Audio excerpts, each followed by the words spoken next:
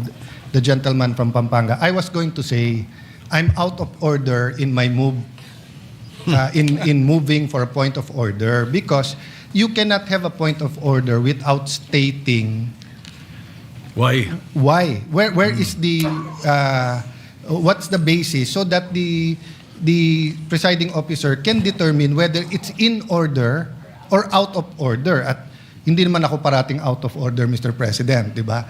So I was just trying to explain to my good friend, Senator Pangilinan, we both believe in what we're fighting for, moral ascendancy. So if we pass the resolution in its general form without saying the statements, if there are officials, again, Mr. President, ulitin ko ha, I'm not against Commodore Tariela. For all I know, he did 1,000 good things. Pero yung isa na naka-uniforme siya na may caricature, uncalled for, undiplomatic, hindi official yon. So I would rather, Mr. President, that we make it clear that we cannot vote on a resolution condemning statements, even if you say the nature of the statements without knowing the statement. Last point, Mr. President, the majority leader wanted to clarify, mali ata rinig niya. Ang sabi ko, in the 19th Congress, kaya unanimous yung mga resolution, kasi klaro kung ano kinokondem eh. Yung water cannon, yung claims about territory, etc. And then yung reply ng Chinese embassy was, how do I put it? Kung baga, parang patas, Mr. President, na ano. Pero dito kasi, Mr. President, simple lang po, no? Kung si President Bongbong kinarikature ng general ng China, pababalikin ko talaga yung ambassador natin pag hindi siya umangal. And pag sinabi nilang official yon, magbabago relationship natin. Pag sinabing unofficial, ibang usapan. So I understand the gentleman from Pampanga, he's talking about the statements of Senator Risa himself and the Chinese embassy. Mr. President, we're preparing for LEDAC tomorrow. We're preparing for the Blue Ribbon Report. I will support Senator Pangilinan's agricultural EDCOM style of agriculture. So we cannot take judicial notice, Mr. President. Even in the court, the gentleman from Pampanga said take judicial notice. What that means in court is that hindi mo nasusundin yung... yes. Point of order. I did not say judicial notice, Mr. President. I don't know where that came from. I stand corrected, Mr. President. But he said obvious dahil sa nature. Hindi pwedeng ang obvious, Mr. President, because the resolution in its four corners should contain what we are condemning. No? If it's not there, it will be a bad precedent. So may I appeal to the gentleman from Pampanga, sa lagyan natin nung kung ano yung statements. You don't have to put all. We will accede, Mr. President. I will now read a number of statements from the official website and account of the Chinese embassy. Wait, hold on, Your Honors. If you will be reading it into the records, are you going to put it as an amendment? No, if Mr. you President, are, just for the information of the because instead of attaching it, Mr. President, we will just place it on record so that that will suffice in terms of being able to for provide reference. for reference, Mr. All right, President. let's do it that Mr. way. President, just for comfortability, I'd rather it be an annex or an amendment. Kasi pag binasa lang dito, Mr. President, mahirap eh. Kailangan pagka binunot natin sa bills.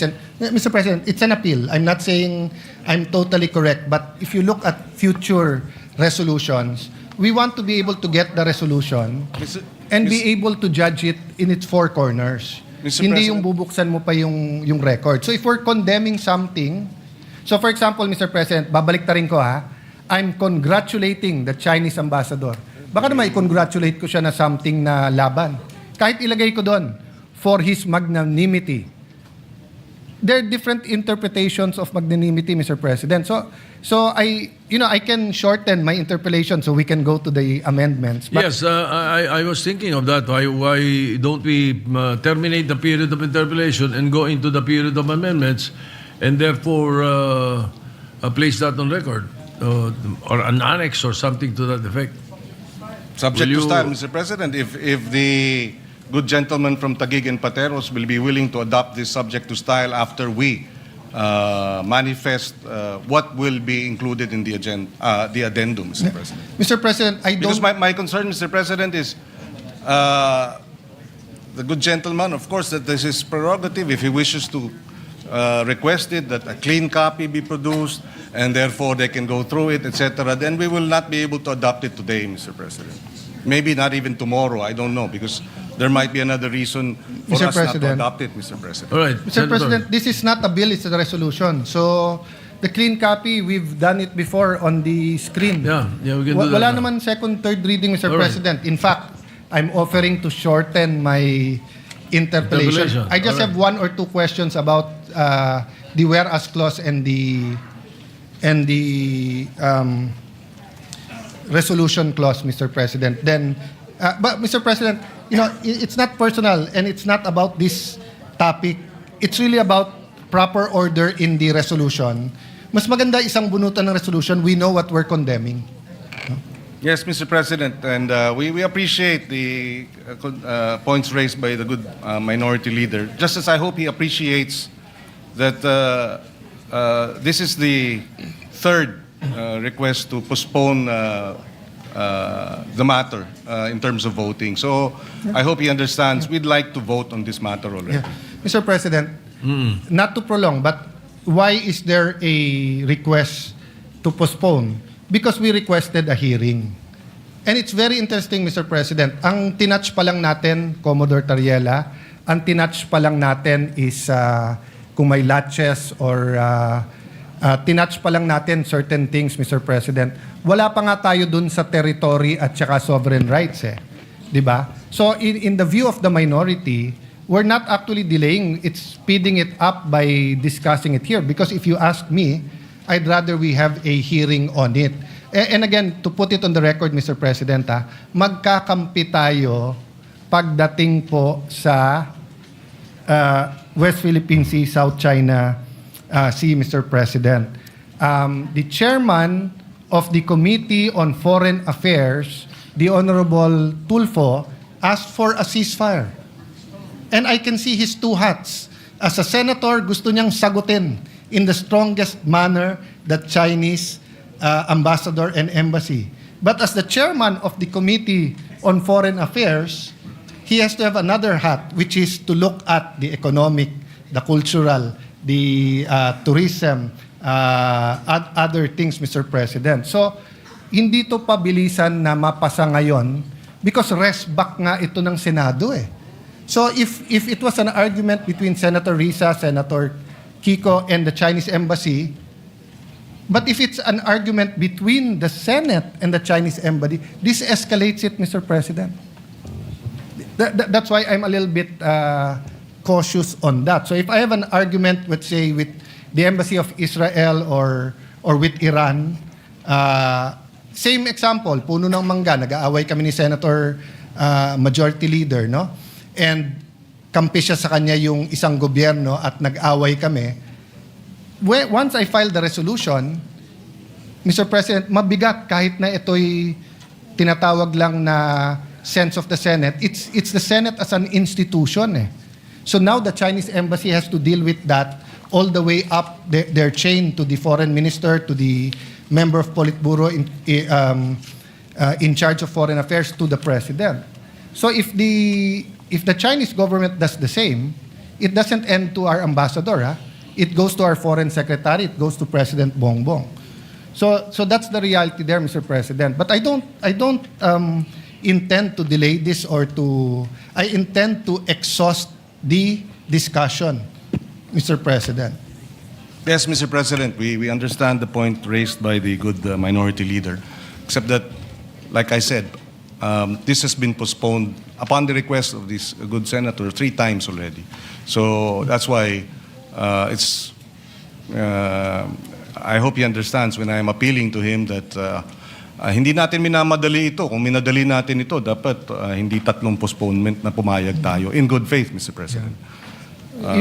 Mr. President, iba lang definition namin minamadali kasi kung may hearing to, mas tatagal pero malalim ang discussion natin. Having said that, I understand where the senator is coming from dahil siya po ang may kasagutan. No? Thank you, Mr. Can I go President. to the point of the whereas clause that talks about the official duties and functions, no? So is it the official duty of Commodore Tariela to come out with a caricature against the Chinese president? Mr. May we know what whereas clause you're pertaining to? What number in the first page? The second one, Mr. President, the Philippine officials, including members, Senate, House, and other government, made pronouncements on matters affecting national security, maritime interest in the lawful performance of their official duties and functions. Alright. So, Mr. President, I've monitored yung kay SND, sa DND. I agree with some iba may question, kulang ako sa info. So, hindi ko na tinanong yon. And when SND speaks, he's the alter ego of the President. But when Commodore Tariela speaks, I want to know, is that for the task force? Is that for DFA? Is that for the Office of the President? Or is that for the Coast Guard? Because, Mr. President, official duties and functions, yun precisely ang tanong parate sa Department of Ministries of Foreign Affairs, kung official o hindi. And usually we answer. So eto bang mga caricatures na to ay kay Commodore Tariela lang? Or eto ba ay official policy natin? Yes, Mr. President, my understanding is the statement issued and the caricature that was presented was undertaken during a Track 2 event in St. Benilde's. Track 2 would be a informal academic discussion, Mr. President. So, in that sense, Mr. President, we see no reason why that should have been avoided, Mr. No, President. Mr. It's an President. informal academic discussion, Mr. President. Sir President, when you're a general, Commodore, wearing your uniform, hindi po track 2 or 1.5 yon.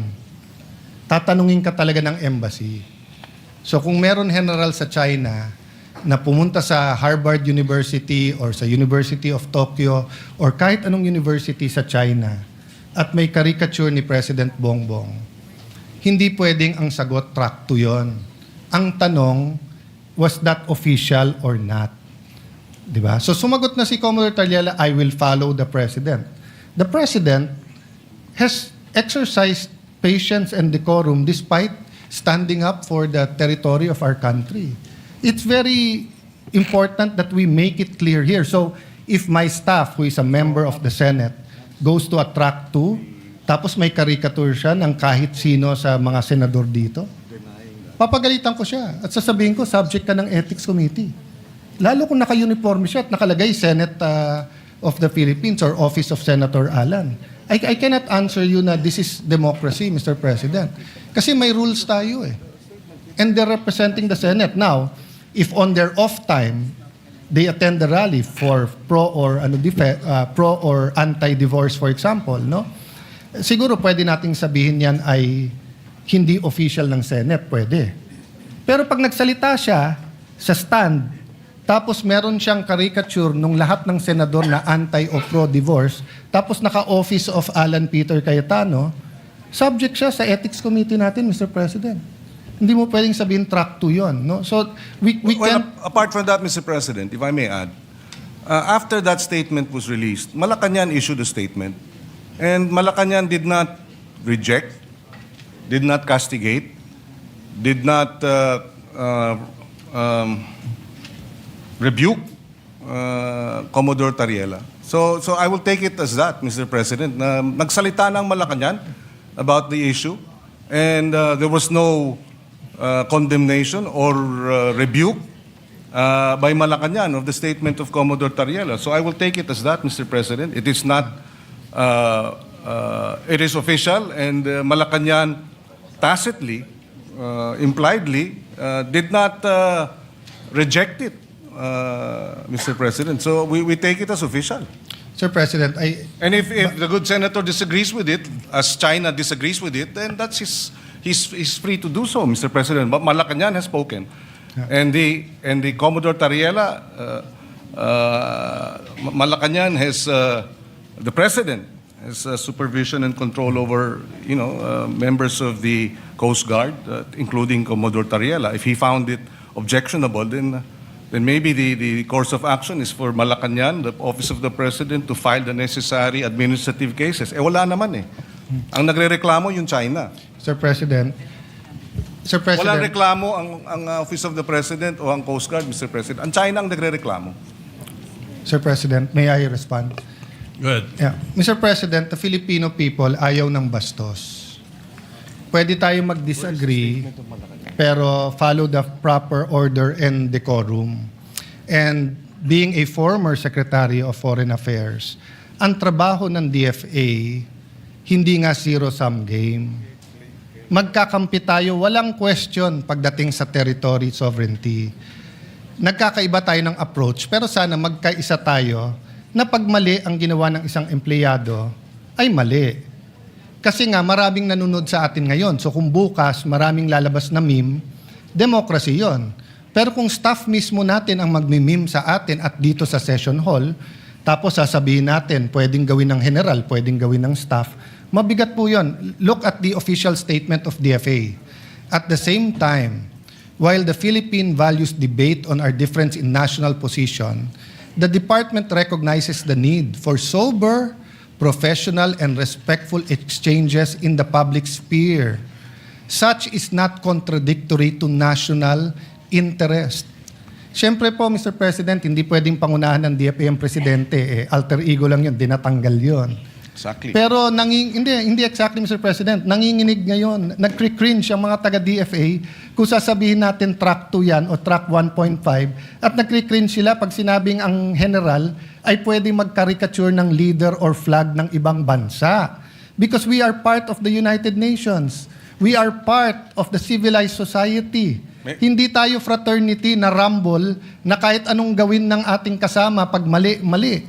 Sa resolusyon na to nakalagay dyan, performance of their official duties. Bakit napakahirap nating sagutin kung official to o hindi? At Mr. kung mali, President, if I Mr. may. President, may I finish? I Kasi- allow the gentleman kasi to finish. sasagutin ko na yung point niya. You can answer after me. That is the Okay. decorum here. Do you want to see a meme? Oh, di ba? So, yun nga ang wala tayong bastusan. We follow the decorum, we follow the proper order. But ang sagot parate, China ang umaangal dyan. Wala po tayong angal sa ginagawa ni Commodore Tariela pagdating sa ating national territory. Wala tayong angal po sa ginagawa niyang information campaign. Wala po tayong angal sa pag-build ng Coast Guard, sa pag-aangal sa mga nangyayari tungkol sa skirmishes with the Chinese Coast Guard, no? Mr. President, sa Philippine News Agency, January 29, when asked about the President's stance on the West Philippine Sea issue, Yuse Claire Castro said, BBM wants the government to remain firm but in a diplomatic manner. Hindi po diplomatic. Mr. President, Senator Soto knows this. I've been at his side many times, but I've been in his face on the opposite side. When I was minority leader, siya majority leader. This is the first time I had the pleasure na siya ang Senate President ko because I was not in the Senate noon. But never ako binastos ng staff niyo, Senator. Even dito sa mga rumors, etc., pag lumapit ako sa opisina niyo, very diplomatic ang inyong opisina. And I hope my staff din. Sinabi ko rin sa staff ko yun, kahit anong away namin ng mga senador, hindi kayo pwedeng makialam. Nung nagsuguran kami ni Majority Leader, Sergeant at Arms at kapwa senador lang dito, walang sumugod na staff ni Senator Mix, walang sumugod na staff ko. Because may tamang order, Mr. President. So ang problema, maraming nanonood sa atin, hindi natin, bakit ba napakahirap sabihin na, Commodore Tariela, 99.9% ng ginagawa mo, tama. Pero medyo sumobre. Medyo naging over-eager ka. Hindi lang si President Xi yun simbolo ng China yun. Di ba? So yes, we're mad about their propaganda, we're mad about their threats, we're mad about what's happening, etc. But you don't want it to be an all-out debate about everything under the sun. You want talks on tourism. You want talks on OFWs. There's also hundreds of thousands of Filipinos in Hong Kong, in Macau, and kahit undocumented, marami din sa Shanghai, meron din sa Beijing. Di ba? So, we want that level of civility. Yun lang naman ang tinatanong eh. Can the Senate not condemn those who are to be condemned because mali kung paano kausapin, ituring, ipaglaban ang stand sa mga senador natin? Pero yung isa nating empleyado o kapwa-empleyado na Commodore sa Coast Guard, hindi ba natin pwedeng sabihin, Sir, we respect you, pero wag kang pupunta sa university na ka-uniforme, tapos ganyan ang presentation mo. Un-Filipino yun. Medyo masama ang dating. Mr. Yun President, lang naman issue doon, yes, Mr. President. Just to place it on record, para klaro din sa mga nakikinig, walang banggit ni Commodore Tariela sa resolution. Wala. So, hindi ito tungkol kay Tariela. Kasi kung kay Tariela lang po tayo, medyo nalilihis dun sa mas malawig na usapin ng resolusyon. So walang pangalan ni Tariela, Commodore Tariela rito. Number one. Having said that, tinanong ang Malacanang at tungkol nga sa mga bitiw na salita ng mga opisyal. And I quote, when pressed whether the President stands by the statement of Philippine officials on the West Philippine issue, Castro said yes. So whatever our agencies are doing to fight for the interests of our country, that's what the President wants. And that's also what he has ordered. So if the President found Commodore Tariela's statement as unpalatable or unacceptable, then he should have said so. He did not. So having said that, again, I will reiterate, if he was wrong, then Malacanang should have castigated him and reprimanded him. Malacanang, in fact, supported the statements of the officials, official statements. So I think we should support Malacanang's position, and we should support this resolution, Mr. President. Sir President, to reply to that, number one, Malacanang said na yung statements at stand ng bawat opisyal, lahat tayong question doon. Nagkakaisa tayo lahat. Lahat tayo nagsasabing atin to. Whether we mean atin to in terms of territory or whether we mean sovereign rights. Kung ang sinasabi ng gentleman from Pampanga wala ang pangalan ni Commodore Tariela dito, so wag natin pag-usapan, ang problema po, mali ang argument niya kasi walang pangalan ni isa dito sa resolution na to. Di wala tayong pinag-uusapan kahit anong opisyal ng Pilipinas dito. You know, sabi niya, Members of the House, Mr. President, members I'm of not the yet Senate. finished. Please don't interrupt. Konting decorum lang tayo po. Diba? Kasi maraming gagaya sa atin po dito. Ang nakalagay po dito, members of the Senate and the House and other government officials. Wala pong pangalan ang senador, wala pong pangalan ang congressman, pero meron other government officials. Hindi ba ho other si Commodore Tariela? That's why I was asking, when we talk about official duties and functions, linawin natin.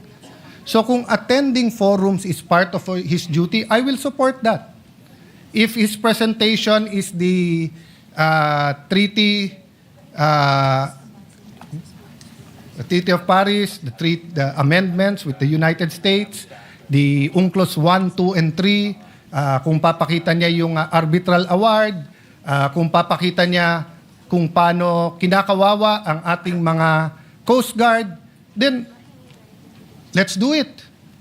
If we have to inform our people more and be on TV programs, etc. Ang question, a picture paints 1,000 words. So, para mong sinabing wala ka namang tinawag na magnanakaw. Pero yung caricature mo, nagnanakaw siya. Sinabi mo, wala kang tinawag na corrupt. Pero yung picture na nilagay mo doon, corrupt. So, reciprocity is basic sa DFA, sa Ministry of Foreign Affairs. Whatever we say here, the United States is watching, France is watching, Israel is watching, Palestine is watching. So I don't want these countries to do a caricature of President BBM and then sabihin nila, sabi naman nyo sa Senado, okay to eh. Di ba? That's why I'm clarifying. Official ba to? Hindi ba napakahirap sabihin ng hindi official yan? Kasi ang kasunod lang simple nun, wag siya mag-uniforme at wag siyang magpapakilala during that event na spokesman siya. Di ba? Ngayon, Mr. President, will his presentation be diluted in any manner if he didn't show that caricature? Hindi naman eh. Hindi naman. So, the gentleman keeps asking me about the other members of the House and Senate. Kung wala akong nakikita problema doon or hindi ko pa napag-aaralan yun, that's beside the point. Ang pinag-uusapan natin, what is all over the news na minomonitor ng lahat ng ASEAN countries. Minomonitor ng trade attaches nila. Minomonitor ng labor attaches ng iba't ibang bansa para makita ang Pilipinas ba, ano ba values nito? Marunong ba to sa diplomatic, hindi lang niceties rules to and everything, Mr. President. That's why, kaya humaba yung discussion, simple lang ang tanong ko Official duty ba ng isang general maglabas ng caricature ng Pangulo ng ibang bansa? Kasi obvious ang sagot doon, hindi. Hindi sagot doon kung ano sabihin ng Malacanang. Maraming sinabi si Duterte na sinabi ng Congress before, mali yun. Di ba? Hindi naman natin sinagot dito sa Senate na basta't sinabi ni Duterte, tama. Basta't sinabi ni Arroyo, tama. Basta't sabihin ni Pinoy, tama. Hindi. Kaya nga may Senado May check and may balance. So pag yung isa sumobra, pag sumobra Supreme Court, may check. Pag sumobra Congress, may check. Pag sumobra ang executive, may check. Second, you have to look at the character, demeanor of not the office of the president, but the president himself. The president himself, hindi niya style to call out employees in public. Hindi niya style yun na ikaw tama, ikaw mali, di ba? But everyone knows na mali na tirahin mo yung Pangulo ng isang bansa with caricatures na naka-uniforme, general ka pa. So, can you imagine, Mr. President? I'll give you an example. Si President Trump at yung North Korean president. Kasagutan sila. They went to name calling.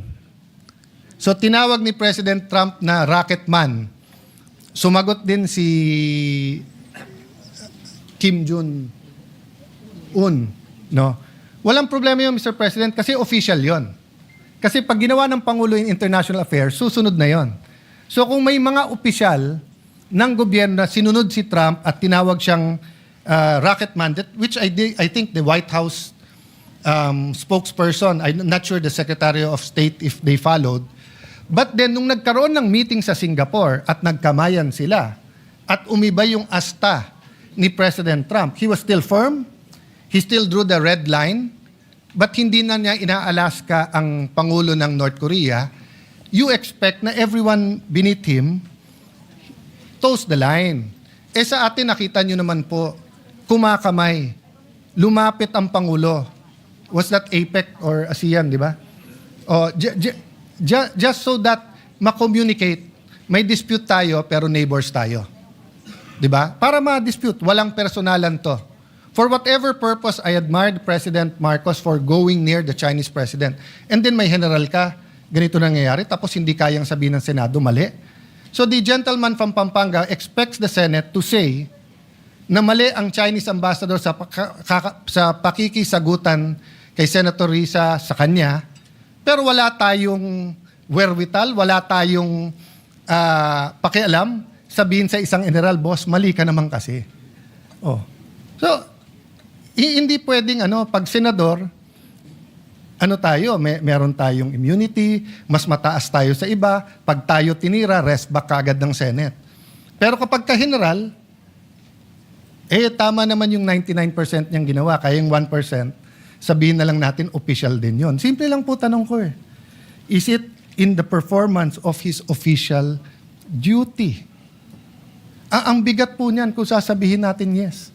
It will ripple not only through our military, but it will ripple in time. It's being watched by students who will be our future diplomats, Mr. President. So I cannot stand here and accept na yung mali pwedeng maging tama. Again, Mr. President, if it is rhetoric, president to president, we're uncomfortable with it, but it's part of the negotiating. So President Trump does that a lot. But once na tumigil siya, once na kamayan na, tigil na rin lahat nung nasa ilalim niya. Hindi naman pwede ang sasabihin natin dito, ang mali ang presidente. Kasi siya, hindi niya binabastos ang Chinese president. So ang general ang tama, ang mali presidente. You cannot reconcile that. No, it defies logic, Mr. President. What the president does, the executive follows. Tayo sa legislative, pwede tayong mag-comment. Pwede tayong mag-resolution katulad para kung ano ang tama at mali. That's why, Mr. President, I want to know, sino-sinong official ba to? Sa Senate, sa House, sa interest nila. Kasi yung DND, medyo klaro yun. Nakita ko yung mga statements, etc. And yung DND, mismong si SND ang nagsasalita. So in behalf of the President yon. So kung gustong i-correct ng Presidente yon, i-correct niya. Hindi naman spokesman ng Presidente ang nakikipagdebate doon. Hindi naman spokesman ng DND. At sagutin man nila, sinabi na ni DND, yun din ang stand niya. Eto po, hindi. At yung DND po, despite my agreement or disagreement with the Secretary of National Defense, I haven't seen anyone in the DND come out with caricatures of generals of the opposing side or of the president of the other side. Our generals are officers and gentlemen. Is it too much to ask that yung pagiging officer and gentleman sa AFP, PNP, BJMP ay ganun din sa Coast Guard natin? Is it too much to ask, a gentleman from Pampanga? Masyado bang malaking ask yon na, boss, paglaban mo Pilipinas pero wag tayong bastusan? Well, because the gentleman from Taguig finds it unacceptable, Mr. President, and therefore that is his position. We do not find that unacceptable, Mr. President, under the circumstances, particularly because China, for the longest time, has been aggressively, illegally encroaching on what is ours. So if these statements are taken in isolation, perhaps I might be able to understand where the good gentleman is coming from, but it's not taken in isolation. It's not just Commodore Tariela's statement. It is and the remarks of the Chinese embassy towards and reaction to his statement. It's also what the Chinese embassy has attacked the senators, congressmen, Mr. President. And if I may add again, this is not just an issue of Commodore Tariela. Let's not minimize the issue. We beg to disagree, and with all due respect, putting the issue simply as Commodore Tariela and his actions is minimizing the issue. And somehow, who benefits from minimizing this issue? China, Mr. President. The good senator may not be his intention, but Mr. President, from this point, from this perspective, from this representation's perspective, minimizing the issue, disregarding or taking it in isolation, and isolating Tariela's actions from the insults and the unparliamentary language of the embassy, threatening our men in uniform, Mr. President. Parang biglang hindi na pinag-uusapan lahat ng mga pang-iinsulto, pananakot ng China dahil andito tayo naipit sa pagdepensa ni Commodore Tariela at kanyang mga kilos. I hope the good senator gets a broader or looks at it in a broader perspective, Mr. President. Mr. President, sino ho nagmi-minimize? Siya po ang nagmamadali. Ayaw niya mag-hearing. Kung magkakaroon ho ng hearing, lahat ho ng issues, yung sinabi ng DND, yung ginagawa po sa Ayungin or sa BP Sierra Madre, yung pong ginawa po sa Scarborough Shoal, Aquino administration, Duterte administration, Marcos administration, Yung pong hinanakit ng ating mga Coast Guard sa nangyayari sa kanilang araw-araw, sa mga nasa Pag-asa Island po, sa kakulangan po ng pondo. Lahat po yun madidiscuss natin. Paulit-ulit po ang gentleman from Pampanga na parang ako may kasalanan na pinag-uusapan po si Senator Tariela, tinamad po sila na ilagay ang mga pangalan ng mga opisyal na sinasabi nila sa resolusyon. Kaya malinaw naman ang tanong ko, sino-sino tong mga opisyal? Ang alam ko lang si Commodore Tariela. Tapos sasabihan niya ako, I'm minimizing. Tapos babasahan niya ako ng paano mga taga-DND, paano para bang hindi ko sila kinakampihan. Bulok na yung style na yan eh. Yan yung style na pro-China, anti-China, pro-Philippines, anti-Philippines, no? Paulit-ulit na tayo dito, magkakampi tayo pagdating sa territory ng ating bansa. Magkakampi tayo pagdating sa sovereign rights ng ating bansa. May I ask this question? When the military decided to pave the way, to build a runway sa Pag-asa Island, was there any objection by any department in our country at that time? Well, Mr. President, with all due respect, Mr. President, I think we have exhausted Mr. President, this do we debate. have closure here? No, Mr. President, but I Mr. no President, longer would like to No, on one hand, Mr. President, respond sabi niya, to further miniminize ko. questions, Mr. Nung President. nagtatanong naman ako ng ibang opisyal, ayaw naman sagutin. Sino nagmi-minimize? Mr. President, I have the floor. The I have the question- floor. Mr. President, point of order. I have the floor, and I would like to manifest that we believe this has been exhausted. For 2 weeks, Mr. President, we have debated this, and I think we have ventilated the issue enough, and it is time for a vote, Mr. President. I will no longer yield to questions, Mr. President. Mr. President, Majority Leader. Mr. President, before that, can I just reiterate my question? Go ahead. Kung hindi niya sasagutin, imamanifest ko lang yung sagot sa sarili kong tanong. Ang tanong ko po sa kanya, nung sinabi ng military, ganyan na nangyayari sa West Philippine Sea, lagyan na natin ng runway, ayusin na natin ang Pag-asa. Meron ba pong mga opisyalis ng kahit anong departamento sa ating bansa na registered a negative vote and advised the military not to do it? If the good senator doesn't want to answer that, I will answer it. Mga taga-DFA. Ang sabi ng mga taga-DFA, during the time, this was the time of President Aquino, it will weaken our case. Because precisely, the rocks, the features that are being reclaimed, etc., malakas ang kaso natin. Nasunod po yung military at tingin ko tama naman. But none of us told yung mga taga-DFA na pro-China kayo for having a different opinion. Diba? None of us. Why? Kasi iba trabaho ng DFA sa DND. Iba trabaho ng DND sa Coast Guard. So, Mr. President, dapat burahin na natin yung nagdi-discuss tayo ng maayos. Napikon ka sa statement ng iba, re-rest back ang senador. Buti nga, sinasagot kayo eh. Mas malaking insulto kung hindi kayo sinagot eh. Sinagot kayo, di magsagutan kayo, pero gusto nyo, buong Senado ang re-rest back nyo. Ako, kung may kadebate akong embassy, kami lang yun. Kung kailangan ko tulong ni Brother Robin or ni Senator Marcoleta, kakalabitin ko, tulungan. Pero hindi ako magfa-file ng resolution sa Senado para sa tulungan nyo kami, bugbog kami sa China. Tapos pagka hindi ka pumirma, pro-China ka. China lang ang lumalaki dito. Okay. We'll go to the corollary question there.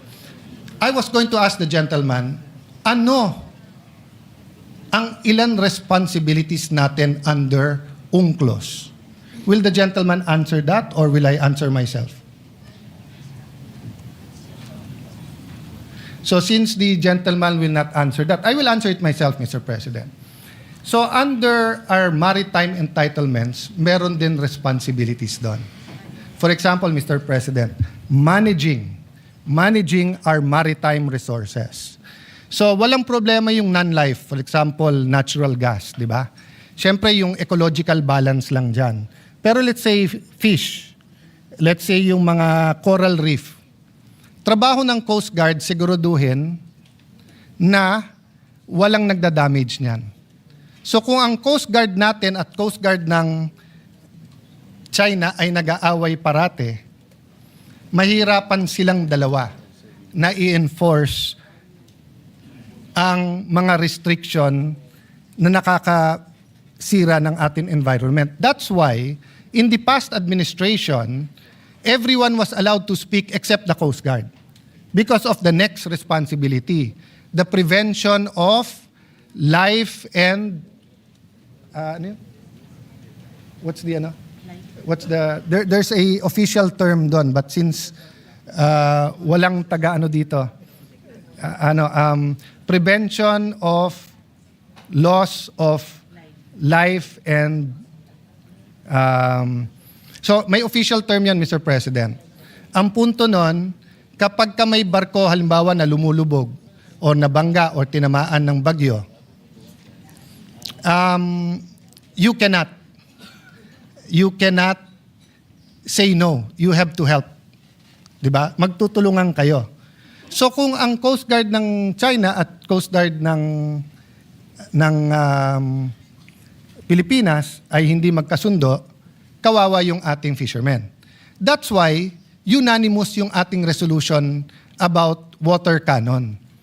Our diplomats have been telling China the same thing. Mag-away yung iba pero wag yung Coast Guard natin.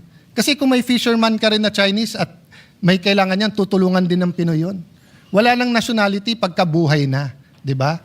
So, two sides eh. On one side, we are advocating umayos naman yung Chinese Coast Guard. Pero kung papayagan natin, yung spokesman ng Coast Guard naman natin ang mambastos, hindi mangyayari to. So anyway, Mr. President, marami pa akong gusto sabihin, but siguro dahil may LEDAC tayo tomorrow, maraming importante. Ang question ko lang, Mr. President, paano yung amendments? Hindi ba natin ilalagay kung anong mga statement na to? Kasi paano natin pagbobotohan kung hindi natin alam kung ano yung mga statement na to at sino tong mga opisyal? This resolution is so general. Mr. It can President, mean anything. Mr. President, I'm not yet finished. You said you don't want to speak anymore, then don't speak. It's your privilege. But if you don't like what I'm saying, Mr. President, no, Will you please tapos na ako eh. Point of Tapos na order, ako. Mr. Please President. address the chair. Do not address I'm sorry for that, Mr. President. President. Yes, Mr. I'm sorry for that, Mr. President. We move to strike off the record the... I withdraw that statement, Mr. Thank you, President. Mr. President. I apologize for that. All right, the statement is Yes. withdrawn. Perhaps what we can do is that let us then terminate the period of interpellation and open the period of amendment so that we can incorporate the amendments proposed if the sponsor will moved. accept or not. I agree with you, Mr. President. Jordi. No objection. So move, Mr. Yeah. President. No objection. Majority Leader. Yes, but before we do that, Mr. President, there was a internal agreement between Senator Marcoleta and Senator Kiko Pangilinan to allow him to just give a brief manifestation before we act on the resolution. Yes, but you can already close the period of interpellation and manifestation before the amendment so that I'm we so can moved, Mr. facilitate. President. The period of interpellations be closed. All right, any objection? Hearing none, period of interpellation is closed. May we recognize very quickly for a manifestation Senator Rodante Marcoleta. Senator Dante Marcoleta is recognized.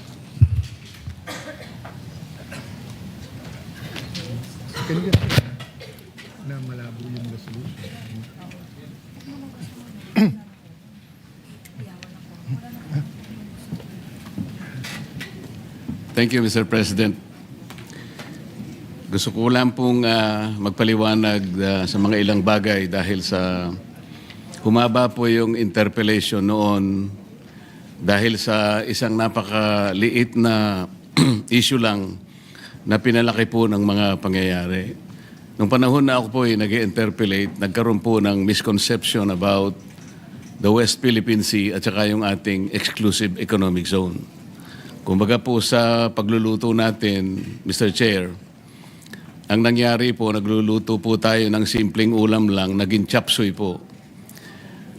At nung maging chapsuy po, lalo pa pong lumaki sapagkat meron pa pong napakaraming mga tao ang sumausaw at naglagay po ng seasoning. Isa po sa taong sumausaw sa issue, Mr. President, yung dating Justice ng Korte Suprema, si Justice Carpio, at saka yung isang profesor yata ng Universidad ng Pilipinas, nangangalang J. Batong Bakal. napakasimple po ng gusto ko lamang pong matukoy noon, Mr. President, na dahil nga po sa mga batas na ginawa natin, nung dinidefine natin ang West Philippine Sea, isinama po natin yung Kalayaan Island Group. Sinasabi ko lamang po na kaya tayo nagkaroon ng matinding hindi pagkakaunawaan, marami po kasing sektor na nagsabi na ba't nyo pa pag-uusapan yung West Philippine Sea? Nanalo na tayo sa arbitral tribunal at na-define na nga ang ating exclusive economic zone. So ang nangyari po, akala nila yung exclusive economic zone, siya na rin yung West Philippine Sea, hindi po. Napakadali pong i-define ang ating exclusive economic zone kung paano nating madidefine din ang ating territorial sea at ang ating contiguous zone, even our continental shelf at ang ating territorial sea, sapagkat magsisimula nga po doon sa archipelagic baselines. Ang nagiging problema po, pinipilit nila na yung West Philippine Sea kagaya na rin ng EEZ. Hindi po. Nung isama po yung Kalayaan Island Group, nakalimutan po nila na yung ibang features na sinasakop po ng ating bansa, halimbawa po yung Pag-asa, yung Parola, yung Kota, yung Lankiam, ito po ay 200 nautical miles away from the baseline, ay from the EEZ. Kaya nasa labas po sila. Alam po nyo, Mr. President, nung nagkaroon po tayo ng hearing sa CA, tinangka ko pong itanong sa ating ilang mga miyembro ng armed forces na nandoon, 35 po sila, Mr. President. Nalungkot po ako nung malaman ko sa sagot nila, hindi pala nila alam na yung ating mga occupied territories sa KIG ay nasa labas po ng ating exclusive economic zone. Ito po yung mga official po ng ating armed forces, Mr. President. Nakalulungkot po sapagkat ano po ang ipagtatanggol nila kung hindi naman po nila alam pala kung nasaan po yung mga isla na ating pong sinasakupan. Napakahalaga po noon na Mr. President, bagamat ang usapan doon ay teritoryo, dahil sa definition po ng ating West Philippine Sea, ang importante po doon ay yung karagatang sinasakupan natin. Kung isasama po natin ang West Philippine Sea, Mr. President, ang gusto ng Pilipinas kasi, ituring po yung mga features sa Spratlys na isang grupo lamang ng mga isla. Yung tinatawag po nilang offshore archipelago. Ang sabi po ng arbitral tribunal, Mr. President, hindi po ninyo magagawa yan, sabi niya, sa Pilipinas. Tama na kayo po ay isang archipelagic nation, ngunit hindi nyo magagawa yan sapagkat you will not be able to meet the requirements of land and water ratio. Kung di po ako nagkakali, Mr. President, ang ratio po is 1 to about 9.135, something like that. Ibig sabihin po, meron pong standard na pagitan po kasi ng baselines kung saan mo ikakapit yung baseline. Kasi magkakalayo po sila eh. Lalong-lalo na po doon sa mga ibang features, Mr. President, na hindi okupado ng Pilipinas. Ang dami po nun. Ang okupado lamang po ay 4. Napakarami po ng hindi natin occupied. Ngunit, mini-maintain po natin ang ating claim doon. Ano po ang pinaka-imposible doon, Mr. President? Hindi po natin pwede silang isali yung karagatan arising from this maritime features in the Kalayaan Island Group dahil lalabag po tayo sa dalawang aspeto. Number 1, yung UNCLOS po, hindi tayo papayagan. Kasi po, yung Article 7 po ng UNCLOS, Mr. President, ito po yung tinatawag na straight baselines. Mababiolate po yun kapag kinonect po natin yung features outside our EEC ng mga straight lines dahil yung straight baselines po natin magde-depart po sa appreciable part ng ating yung general direction ng ating coast. Yun po yung sinasabi ng Article 7. Dahil po kasi sa layo nila more than 200 nautical miles from our EEC. Pagkatapos po, yung Article 47, Mr. President, ito po yung archipelagic baselines. Mababiolate po, ito po yung sinasabi nating ratio of water to land. Dahil nga po, hindi pinapayagang dapat magkakalayo yung features at may encircle mo sila to treat them as one group of islands. Hindi sila pwedeng i-classify na isang unit lamang para lang mag-generate ng sarili nilang maritime space. Ngayon, ito po yung nangyari. Dahil imposible po, dahil nga sa Article 89 naman po, ng UNCLOS din, Mr. President, hindi po natin pwedeng i-appropriate ang high seas. Nakalagay po talaga.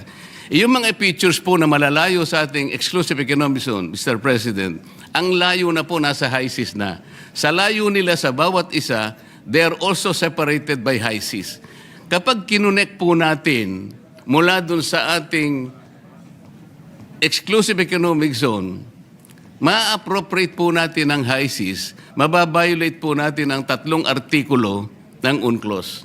Pati po yung tribunal ay inconsistent na rin po yung tayo natin. Sinabi rin po niya sa China yun eh. Maski na ikaw China, sabi niya, you cannot regard this Pratt list as one group of islands or to regard it as one unit dahil hindi ka naman archipelagic country. China, sabi niya, ikaw ay isang continental state.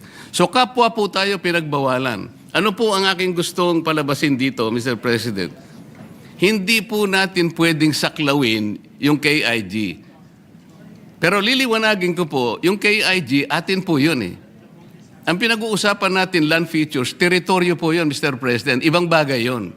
Hindi ko po sinasabang hindi atin yun. Ngunit dahil ang pinag-uusapan natin, West Philippine Sea, yung katubigan natin, imposible pong i-connect natin yung ating exclusive economic zone at ituloy po natin doon sa territorial sea na generate po ng napakaraming features. Magkakamali po tayo, yun ang pinagbabawalan tayo. Ngayon, bakit po nung nag-hearing tayo sa CA, paano ko po nasabi na imposible yun kako doon sa representative po ng armed forces? May hirapan po kayo, imposible, dahil malalabag po natin ang napakaraming artikulo ng UNCLOS. Hindi po natin may enclose, hindi po natin makokonek yung territorial seas nung napakaraming features na yon na ating ino-occupy.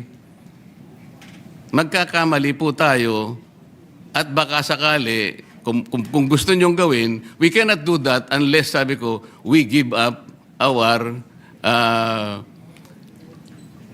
itong KIG. Hindi ko po sinasabi na i-give up natin. I am only trying to reinforce the argument na hindi at imposible nating gawin sapagkat atin yung teritoryo pero sa tubig hindi po natin pwedeng itagos yung mga baselines dahil magkakasala tayo at lalabag po tayo sa UNCLOS mismo. Ang dami po ngayong mga gumagawa ng kung ano-anong salita. Sumama na nga po yung napakaraming tao na sinasabi ko ro, i-give up natin ang KIG. Mr. President, kahit kailan hindi ko sinabi yun. Teritoryo po yun, land features po yun, hindi sakop po ng arbitral tribunal. Ang sinasakop lang po ng tribunal, yung tubig po. Kaya lang magkaintindihan tayo. Hindi ko sinasabing hindi atin yun. Teritoryo na natin yun dahil occupied na po natin yun. Ngunit ang pinag-uusapan lang po, yung tubig nila, hindi natin pwedeng i-connect doon sa ating exclusive economic zone. Kasalanan po yun. Mali po yun. Kaya yung nagsasabi po na, ayun po, dahil ina-advocate ko rin po na i-give up natin. Saan naman po kayo nakakita ng ganun, Mr. President? Ang dami pang AIs ngayon. Nabanggit na rin po kanina. Senador po kami daw. Kami po ay mga traidor. Paano po bang magiging traidor ang isang tao? Nililinaw lang po ang basihan na sinasabi natin kung gusto nating magkaroon ng West Philippine Sea o di makiusap tayo. Siguro pag-usapan natin sa pamamagitan ng United Nations na pwede po ba namin gamitin yung ilang mapa na idodrawing namin at kung inaakala po ninyong mahaba po yung pagitan, nakakita po kami ng maliliit na isla na pwede namin pagpatungan at yung pong land-to-water ratio, maaari po namin magawa ng paraan. Ganun po siguro, pero hindi yung automatic po tatagos tayo sa mga ganong klaseng batuhan, ipipilit po natin. Hanggang sa ngayon po, Mr. President, kaya hindi ma-define ng West Philippine Sea. At sabi ko nga po, hanggang ngayon ay walang ginagawang mapa, kahit nasabihin pa nilang merong mapa, hindi po totoo yun. Mr. President, kahit ngayon pwede po ninyong konsultahin yung tinatawag nilang DUALOS, Mr. President. Ito po yung Division for Ocean Affairs and the Law of the Sea na nasa opisina ng United Nations. Wala pong nasasubmit ang NAMRIA. 14 years ago, inorderan na po silang mag-submit. Bakit hindi po sila makapag-submit? Dahil sa hirap nga po nito. Hindi po pwedeng i-connect, Mr. President. Yun lamang po. Kaya, wag po nilang ipipilit na ako po ay traidor o kaya pro-China. Hindi po. Mr. President, naghahanap lang po tayo ng katarungan at katwiran dito. Kailangan maabisuhan po natin ang Coast Guard na kung ano man ang kanilang pinagsasabi rito, nagkakamali po kayo sapagkat wala pa pong West Philippines, wala pa po tayong mapa. Ang West Philippine Sea, nagkakaintindihan po tayo, gusto nating gawin, gusto nating i-drawing, pero pagsikapan po natin kung paano natin talaga i-drawing sa harap ng napakaraming legal impediments na nakaharap sa atin. Yun po yung gusto kong linawin, Mr. President. Ngayon, kaugnay po doon sa pagbobotohan natin ngayon. Kagaya po na sinabi ni Senator Cayetano, Mr. President, talagang ako po nagtataka, ikukondem po natin ang public statements ng China na hindi ko po nakikita alin-alin po yung mga public statements para po tayong napunta sa eleksyon, mag-i-elect po tayo, pero wala pong kandidato, paano po tayong boboto? Yun po yung pinaka-problema natin. Yung pong Coast Guard, Mr. President, binasa ko po yung kanilang mga kapangyarihan, yung powers and functions of the Coast Guard. Hindi po nagkakamali, nasa 17 functions and powers. Ni isa doon, wala po akong makita, Mr. President, na pwedeng gawin ng isang spokesperson, nagagawa siya ng ganun, pupunta siya sa isang eskwela, magdi-discuss siya doon at sasabihin niya, bully ang presidente ng China at gagawa siya ng caricature. Wala po sa functions eh. Paano po ngayon natin bibigyan ng encouragement na pagbobotohan natin, ididepensa po natin yung paraan na ganun. Tayo po ay nagkakaisa na kailangan po natin ilaban ng sa atin. Nasabi na po yan kanina ni Senator Alan. Ngunit yung pamamaraan po ang problema eh. Ngayon, gusto kong bumoto sana kung halimbawa Manila ang pinag-uusapan natin. Ngunit kung boboto tayo nang dahil sa pinag-aawayan natin, nagmula po sa isang salita o pamamaraan ng isang spokesman ng Coast Guard at doon nga po ang pinagmulan ng maanghang na salita at ngayon nga po ay nakukompromiso na tayo at pagbobotohan natin, susuportahan natin yung ganung pamamaraan, baka lalo po tayong magkamali eh. Mr. President, tayo pong mga Pilipino, merong kasabihan eh. Kapag binato ka pag pinukol ka ng bato, batuhin mo ng tinapay. Yan po yung kulturang Pilipino, Mr. President. Ngayon po, maski sa Biblia po may sinasabi, kapag yung bulag, inakay niya ay kapwa bulag, wala po silang kapupuntahan, Mr. President. Naghahanap po tayo rito ng clarity. Ano po ang nangyari? Sa paghanap ko ng clarity, sa paghanap ko ng sagot, para suportahan natin ang West Philippine Sea, ang inaani ko pa po ay parang ako po ay maka-China. Hindi po. Hindi po. Sana po ipatawag natin ang NAMRIA. Para sa ganun, itanong natin sa kanya, bakit sinabihan ka na in 2012 sa pamagitan ng Administrative Order Number 29. 14 years ago, sinabihan ka na in consultation with the DFA na i-prepare mo na yung mga mapa. Bakit hanggang ngayon ay wala pa? So, imbes na ipatawag po natin ang NAMRIA, ang gagawin po natin ay boboto tayo sa mga public pronouncements ng China para po yatang parang parang may problema doon na Mr. President. Imbes na ipatawag natin yung mga taong dapat gumawa ng mapa sapagkat gusto ko rin pong malaman kung paano nila gagawin ang mapa. Sa akin po kasing palagay, imposible silang makagawa ng mapa dahil nga magbabiolate tayo sa napakarami po na artikulo ng UNCLOS at lalabagin po natin yung arbitral award na ating isang pinagbabasihan. So, Mr. President,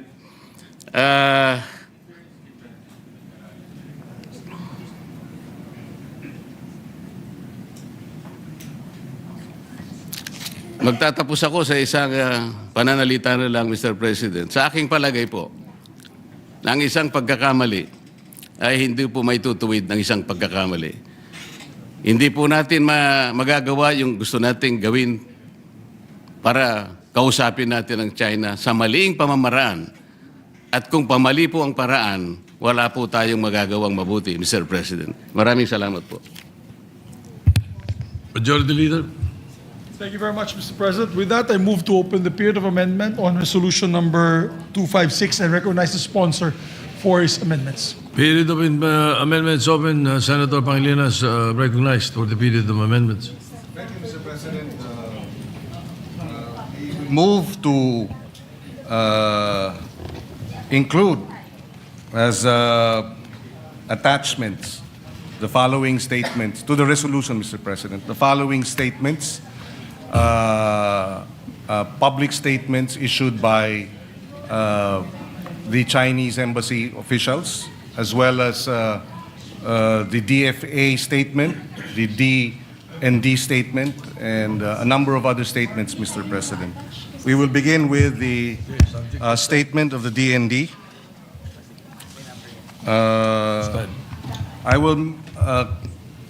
It was report, Mr. President, if I may be allowed, I will just quote a number of, but the actual statement will be attached as a, Yes, we as annexed. We do not practice to attach. What we need to do would be this will be a motion subject to style in part Subject to part style. of the resolution, incorporated into the resolution. Thank you, Mr. President. All right, go ahead. You may proceed. Statement of the DND, ASEC Arsenio R. Andolong. Oh, before that, maybe the statement of China, the Chinese embassy. Chinese Foreign Ministry spokesperson strongly condemns J. Tariela's smears and attacks against Chinese leader. January 19, a spokesperson of the Philippine Coast Guard has maliciously spread disinformation on China and wantonly smeared China's image. China strongly condemns this and has lodged strong protests with the Philippine side. Certain Philippine uniformed service members, driven by personal political motives, have repeatedly made outrageous and absurd statements in a habit of inciting confrontation. Such behavior is despicable. A word of advice to relevant individuals in the Philippines: immediately stop making provocations and stop confusing right and wrong, or they would pay the price for what they did. For the record, Mr. President. We will now place on record the statement of the Coast Guard. That will be included in a whereas. Whereas Yes. the embassy is here quoted blank. Mhm. Yes. All right. Proceed. And then the statement of the DND. And I will just quote it, but I will submit the actual statement, Mr. President. The Department of National Defense and the Armed Forces of the Philippines strongly condemn such an affront to any of its members and reiterates that it shall not be cowed by any official of the PROC, whether in their homeland or as guests here. And we shall continue to speak against their lies and malign actions when such are committed. Pwedeng another whereas yan. Yes. The statement mentioned proves the unflinching and twisted attempt by the PROC to spread distorted narratives and to continue with its ineffective and distasteful campaign to bully smaller countries, Mr. President. So, again, another whereas, and we will... Subject to style, another whereas. Thank you, Mr. Proceed. President. In this case, the statement of the Chinese Embassy in the Philippines to Senator Ontiveros, this is dated 21 January, in response to Senator Ontiveros' statement, binabastos na ng China ang ating karagatan, binabastos pa ang mga opisyal natin. We must not allow the Chinese embassy or any embassy for that matter to disrespect public servants who are simply defending what is rightfully ours. Chinese embassy the following day to Senator Ontiveros, sino ang nambabastos? Mr. J. Tariela went to a university, attacked and smeared Chinese leader in front of young students, and then publicly posted images. Your logic is simply very ridiculous. You seem to believe that you're free to attack and smear others while denying them. This is referring to Senator Ontiveros, the right to respond or defend their legitimate interests. Let me be clear, we do have that right. We may not be able to stop people like Tariela and you from spreading falsehoods, but as an embassy, we have every legitimate right to defend ourselves, tell the truth, present the basic facts, and ensure the public clearly understands China's position. For the record, Mr. President, Yes, perhaps we can we can edit that to incorporate the message in another whereas, subject to style. in another whereas, or perhaps, Mr. President, subject to style, a footnote may likewise be accommodated. Yes. Another statement, Mr. President, by the Chinese embassy, Representative Jokno, your logic is fundamentally erroneous, and so forth and so on. And then on January, Congresswoman, this is also the statement of the Chinese embassy. Congresswoman De Lima released a statement that branded China's position on the South China Sea as Orwellian doublespeak and falsely accused the Chinese embassy of spreading lies about China's aggression in the West Philippine Sea and targeting Philippine officials for doing their job in calling out said aggression. Mr. President, again, subject to style, we will include that statement.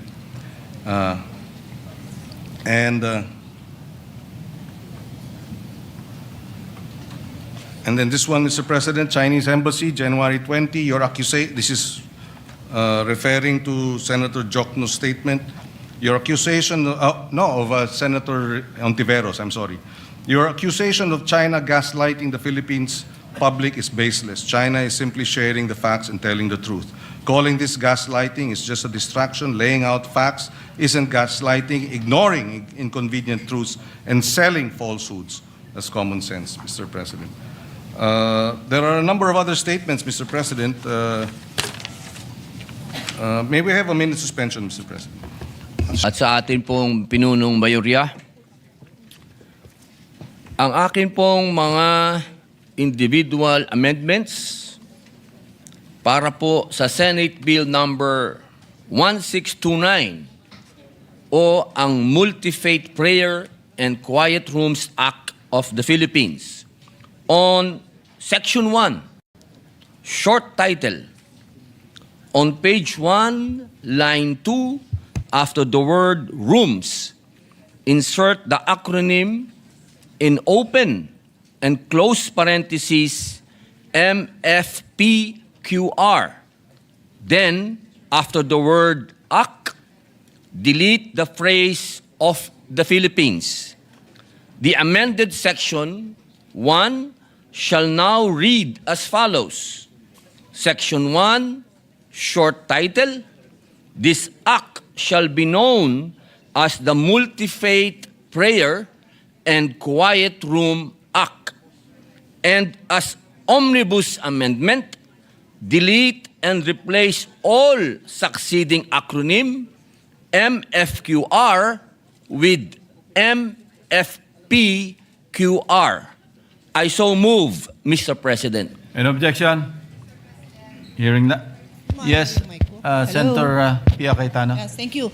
No, I have no objection, Mr. President, but I think it is our practice that the title is amended last. So my question is, if you amend the short title, which is Section 1, can you do that ahead? And it's actually, I had the pleasure of discussing it with the two, former majority and current majority, so that for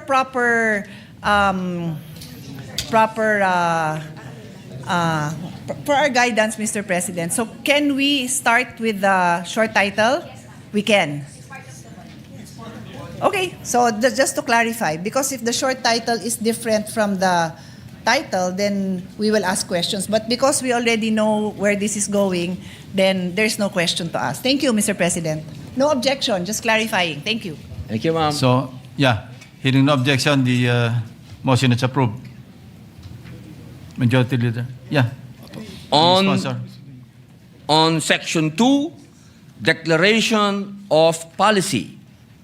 On page 1, line 9, after the word government, delete and replace the word workplaces with offices.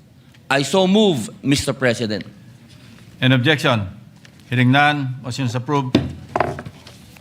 On Section 3, definition of terms, on page 2, lines 5 to 9, subsection B shall be relettered as subsection A and shall be amended to read as follows. A. Government offices refer to central and regional offices of the national government, including constitutional bodies, government-owned or controlled corporations, government financial institutions, state universities, and colleges, and offices of local government units, and I so move, Mr. President. Any objection? Hearing none, motion is approved. Still on the same page 2, lines 1 to 4, subsection A shall be relettered as subsection B and shall be amended to read as follows. B. Multi-faith prayer and quiet room. MFPQR refers to a designated, enclosed, and accessible space intended for quiet prayer, reflection, or meditation by persons of all faiths and beliefs. And I so move, Mr. President. Any objection? Hearing none, approved. On the same page 2, lines 10 to 17, amend subsection C to read as follows. C. Public-facing establishments refer to government-owned or privately owned facilities that regularly admit the public, such as but not limited to transportation hubs and terminals, airports, seaports, malls, markets, hospitals, and health facilities, educational institutions, courts, museums, parks, sports facilities, convention venues, and buildings providing essential frontline services. High security or restricted areas such as, but not limited to, detention centers and controlled access facilities shall be excluded. I so move, Mr. President. Any objection? Mr. What is the President. pleasure of Senator Pia Cayetano? It's not an objection, but with the consent, Mr. President, of the sponsor, may we would like to propose that instead of the word facilities, which is the word being inserted in this paragraph, it is the word complex. And we explained this during the period of interpellation, and His Honor had said that he is open to all our suggestions, that there are sports facilities that may be just one room. And medyo mahirap naman to establish a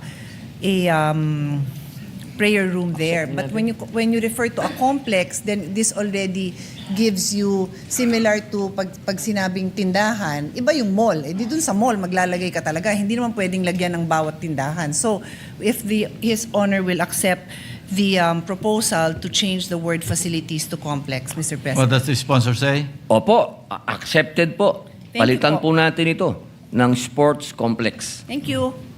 Thank you. Yeah, any objection? Hearing none, motion is approved.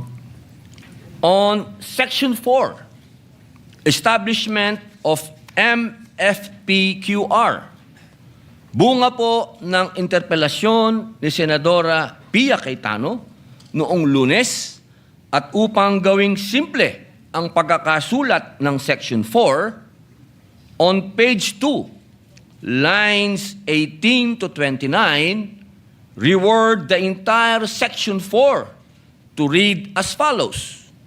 Section 4, Establishment of MFPQR.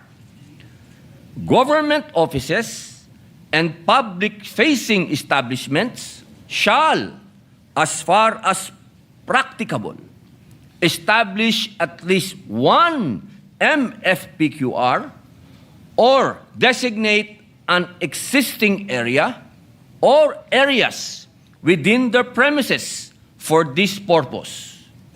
The concerned government offices and public-facing establishments shall maintain the MFPQR as a religiously neutral space without any furniture, fixture, or symbol representing any specific religion or denomination.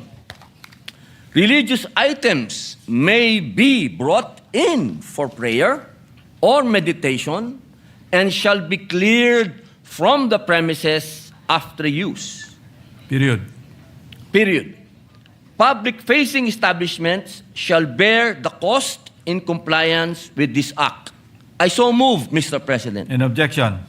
Hearing none, motion is approved. On Section 5, minimum design and facility requirements. Bunga muli ng interpelasyon ni Senadora Pia Cayetano noong Lunes po. Lalo na ang kanyang bilin na huwag itatalaga ang mga smoking rooms bilang prayer and quiet room at para gawing simpleng muli ang Section 5, on page 3, lines 1 to 19, reword the entire Section 5 to read as follows. Section 5, recommended design and facility requirements. The MFPQR design shall, as far as practicable, take into consideration the following. A minimum floor area commensurate with the expected number of users as determined by the government office or public-facing establishment. B, Semicolon. B, adequate ventilation and lighting, colon. C, clean flooring suitable for praying, reflection, or meditation, colon. D, configurable areas with movable partitions for standing, kneeling, or sitting. E, ablution area for cleansing and preparatory practices that is gender sensitive, accessible, and within close proximity to the MFPQR, provided that it is equipped with low faucets, bidet, or foot washing basins. And F, signage using the quiet room symbol. In no case shall the MFPQR be established or designated in smoking areas or comfort rooms. I so move, Mr. President. In objection? Hearing none, approved.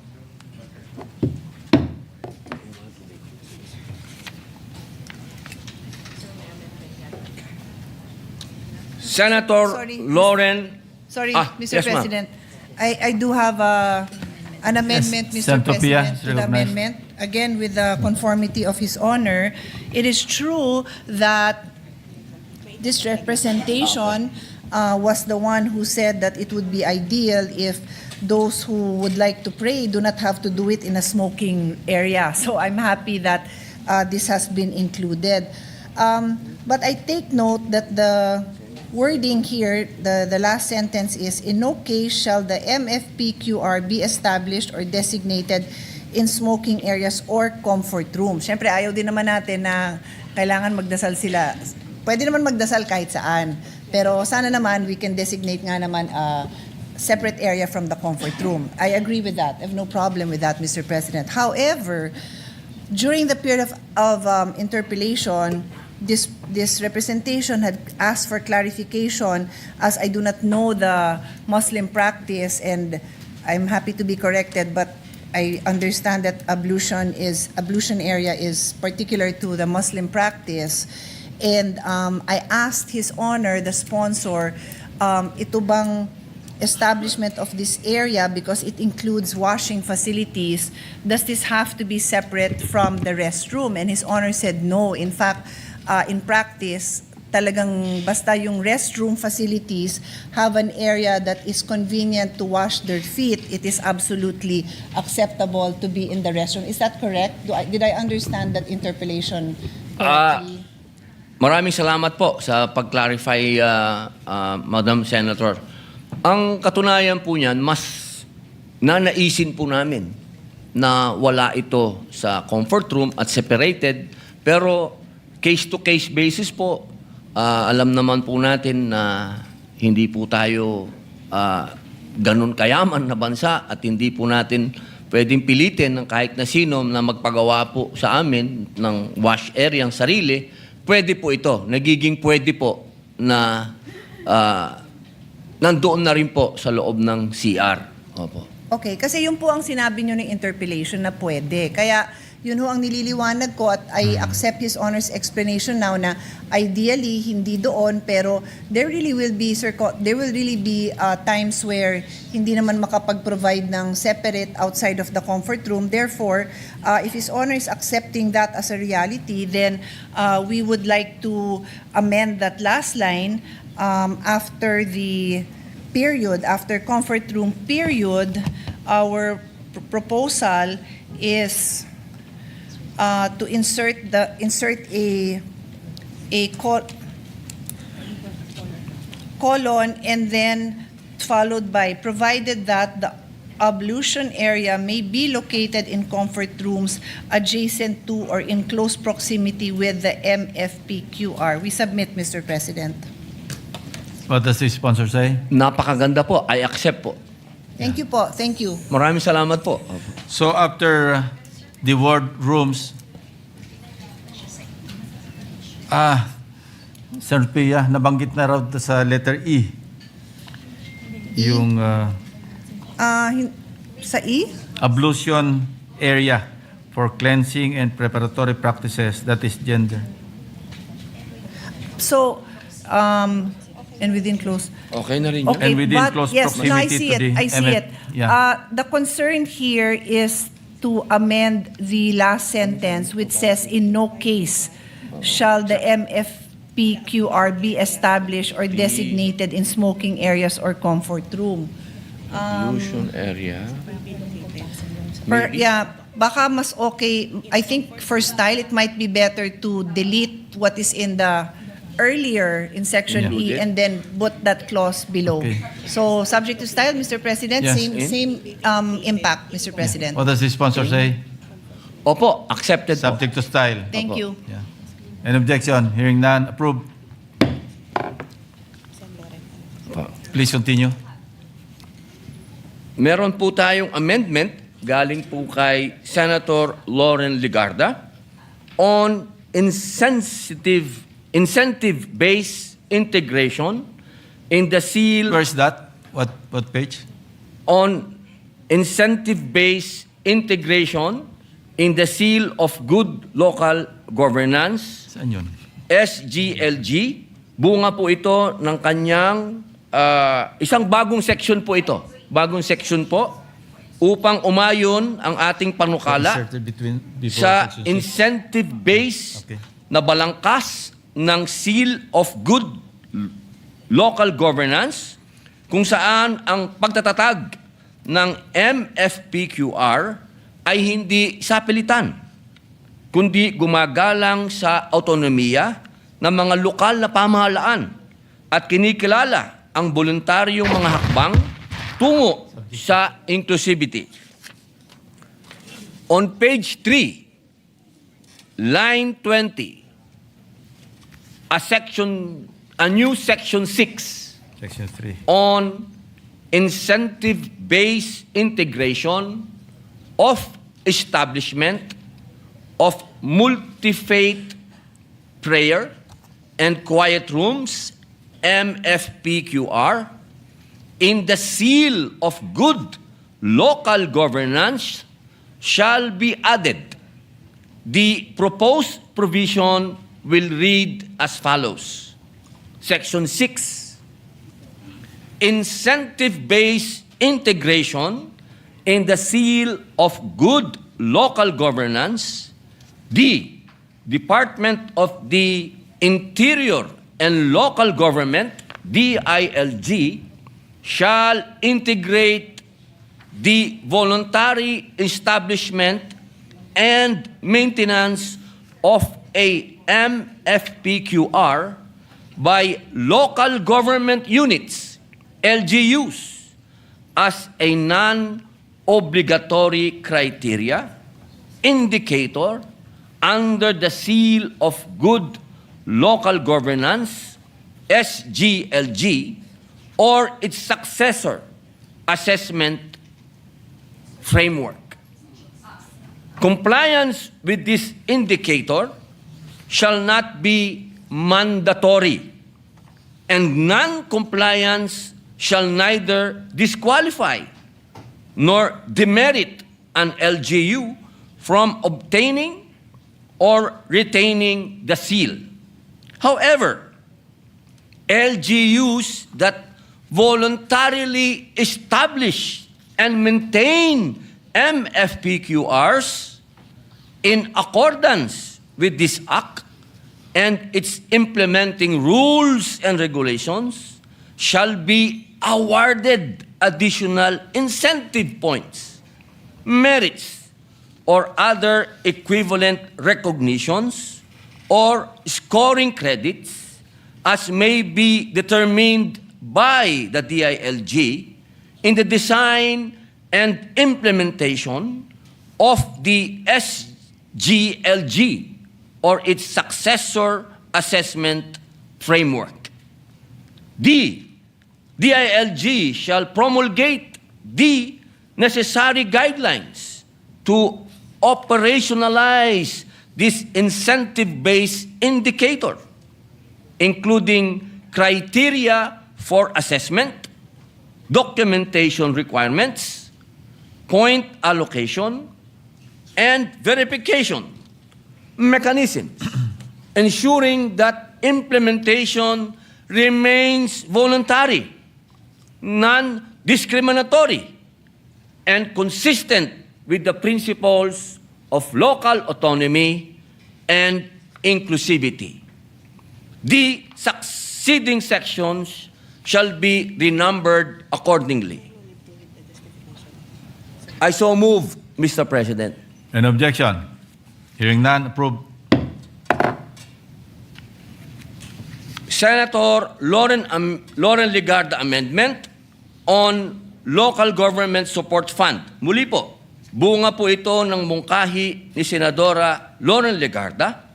Isang bagong seksyon po uli upang isama sa MFPQR sa listahan ng mga kwalipikadong proyekto sa ilalim ng Local Government Support Fund upang ang mga lokal na pamahalaan ay mabigyan ng malinaw na batayan sa pagpopondo sakaling piliin nilang magtatag ng mga pasilidad na ito nang hindi lumikha ng anumang obligasyon na gawin ito.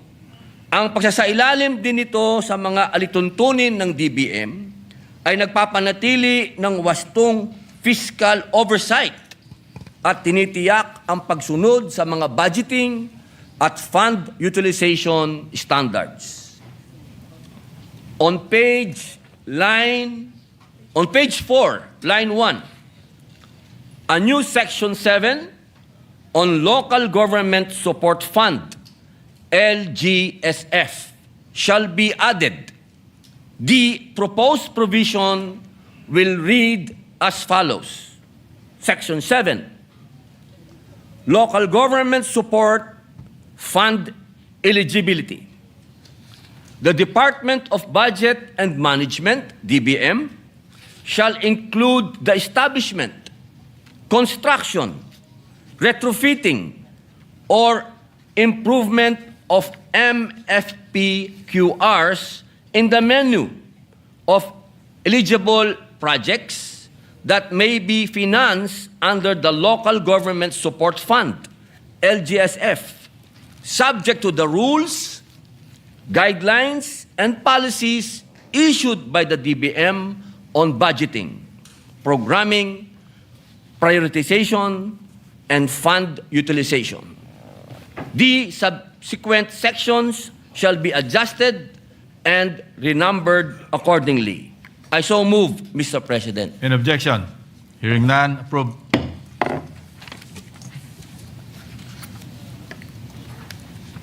Inom lang akong tubig. Ang haba.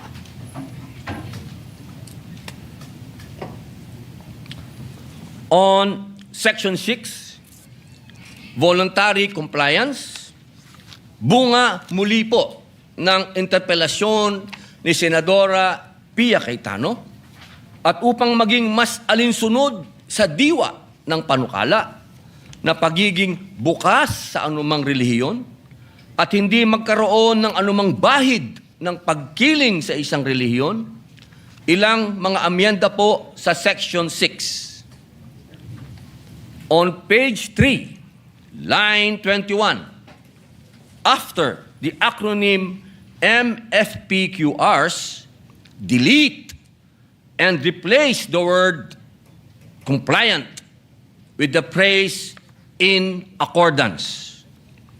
On the same page 3, line 22, after the word act, delete the phrase and its implementing rules and regulations. Then, on the Excuse me, same line... Senator Padilla, Opo. isa-isahin mo lang.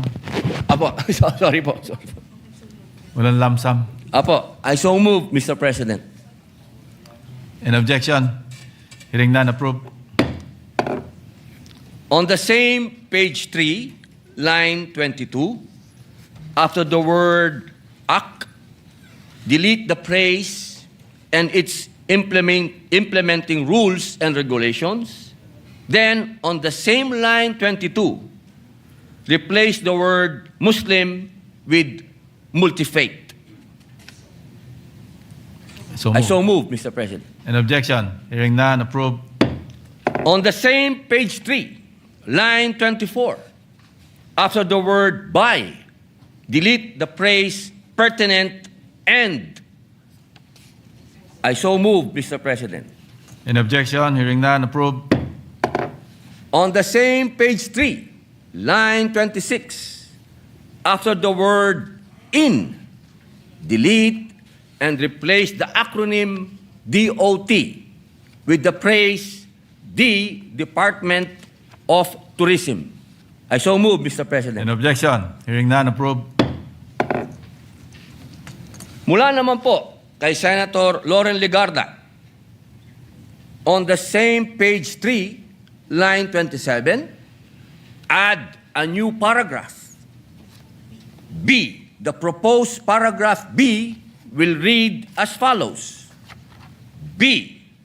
The Department of Trade and Industry, DTI, in coordination with the Department of the Interior and Local Government, DILG, shall establish a voluntary recognition program to encourage the establishment and maintenance of MFPQRs in private public-facing establishments. The program shall provide for the development of standards and criteria for recognition, periodic assessment, and the conduct of an annual or periodic certification process pursuant to which compliant establishments may be granted commendations, seals, or other forms of public recognition for promoting inclusivity, and accessibility. Accessibility. The specific criteria, procedures, standards, and modalities for participation, assessment, and recognition under this section shall be provided in the implementing rules and regulations of this Act. I so move, Mr. President. An objection? Hearing none, approved. On the same page 3, line 27, the lettered subsection B, after the word assistance, delete the praise or recognition awards and insert the praise from relevant government agencies. I so move, Mr. President. An objection? Hearing none, approved. Okay na, sir? Ano tayo? On the renumbered Section 7, appropriations. On page 4, lines 1 to 6, reward the entire renumbered Section 7 to read as follows. Section 7, appropriations. The amount needed for the initial implementation of this Act shall be charged against the current year's appropriations and the corporate operating budget, COB, of the government agencies concerned. Thereafter, such sums as may be necessary for its continued implementation shall be included in the General Appropriations Act or the COB as the case may be. I so move, Mr. President. An objection? Hearing none, approved.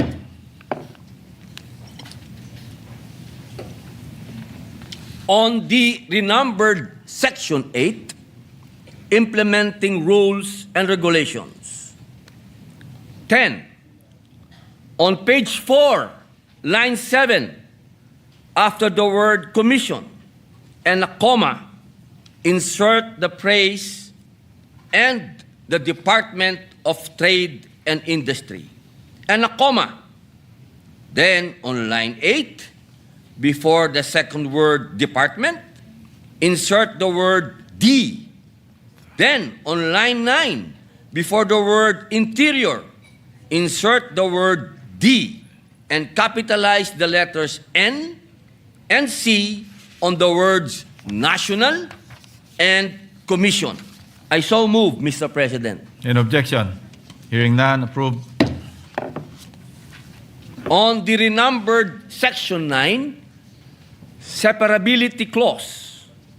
On page 4, lines 12 to 14, reword the entire Section 9 to read as follows. Section 9, separability clause. In any provision of this Act is declared unconstitutional, the remainder hereof not otherwise affected shall remain in full force and effect. I so move, Mr. President. An objection? Hearing none, approved. On the renumbered Section 10, repealing clause, on page 4, lines 15 to 18, reword the entire Section 10 to read as follows. Section 10, repealing clause. All other laws, presidential decrees, executive orders, letters of instruction, proclamations, administrative orders, rules or regulations that are inconsistent with this Act are hereby repealed, amended, or modified accordingly. I so move, Mr. President. An objection? Hearing none, approved. On the renumbered Section 11, effectivity clause, on page 4, line 19, after the word days, delete and replace the word after with the word following. Then on line 20, the words official gazette should be italicized. I so move, Mr. President. An objection? Hearing none, none approved. On the long title, bilang huling amyenda, bunga ng suhestyon ng ating ginoong Pangulo, Senate President Vicente Soto III, amend the long title to read as follows: An act providing for multi-faith prayer and quiet rooms in public offices and public-facing establishments. I so move, Mr. President. An objection? Hearing none, approved. Ginoong Pangulo, ako po ay buong pusong nagpapasalamat kay Senator Mark Villar, Senator Raffy Tulfo, Senator Erwin Tulfo, Senadora Pia Cayetano, Senador Joel Villanueva, Senadora Loren Legarda, sa atin pong pinunong mayorya, Ginoong Samurai Mig Zubiri, at siyempre po sa inyo pong lingkod, sa aming pong Senator Pro Tempore, Senator Panfilo Lacson, sa inyo pong lahat, kay Senator, sa ating pong Ginoong Pangulo, na nagsulong din po nito, Senator Vicente Soto III, sa atin pong Secretariat staff sa kanilang tulong upang ayusin po ang ating panukala. Maraming salamat po sa inyo. Wala na po akong susunod na amyenda.